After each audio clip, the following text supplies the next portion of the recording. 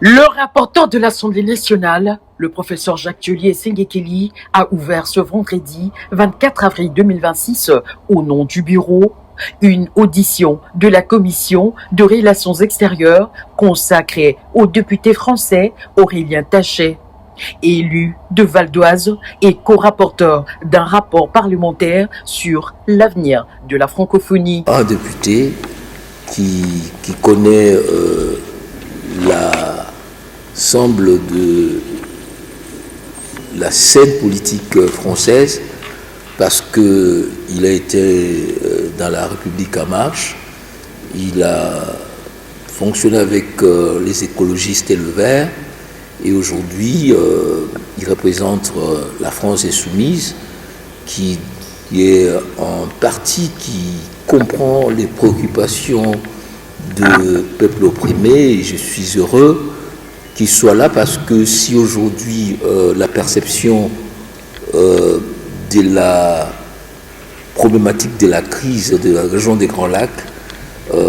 a changé en France, essentiellement grâce à son groupe parlementaire, et nous souhaitons donc la bienvenue et nous espérons que avec lui et d'autres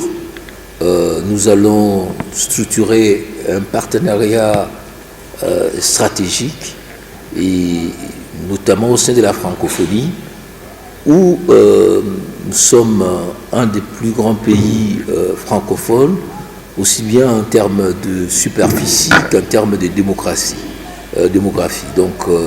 je dirais même en termes de démocratie, parce que de plus en plus, il y a des États qui sont dans la francophonie. Je ne dis pas qu'ils ne parlent pas français, mais qui ne partagent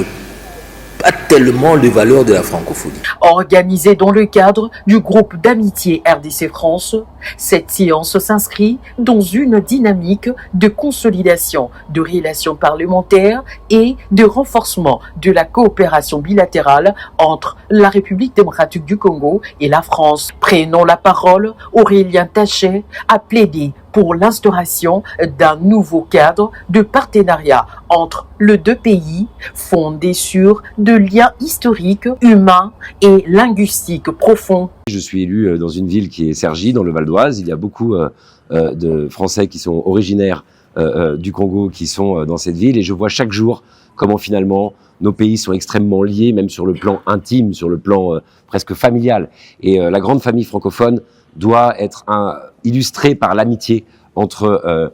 le pays qui a vu naître la langue française et le pays qui a aujourd'hui le plus de locuteurs de la langue française. C'est extrêmement important, et ces deux pays sont bien sûr la France et la République démocratique du Congo. Donc nous devons réfléchir à un nouveau cadre. Nous avons donc ce beau projet d'académie francophone que nous souhaitons porter ensemble, et puis bien sûr faire la campagne pour Madame Juliana Lubumba pour l'OIF. Donc c'est évident que Juliana Lubumba, parce qu'elle incarne,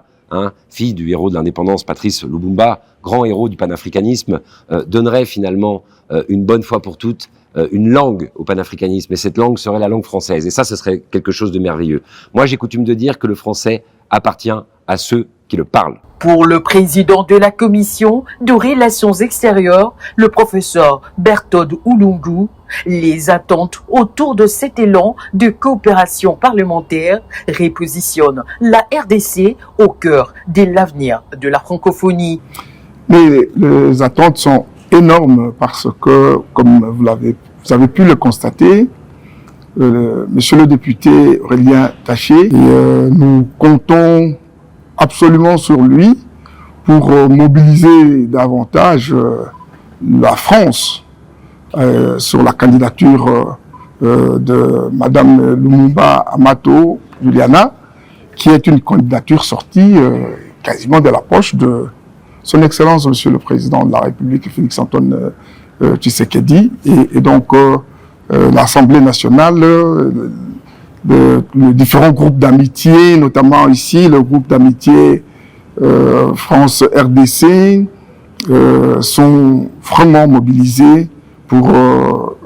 cette réussite. Par cette séance d'information parlementaire, l'Assemblée nationale de la République démocratique du Congo, à travers ses groupes d'amitié, notamment RDC France, se mobilise activement pour soutenir cette candidature et en assurer le succès.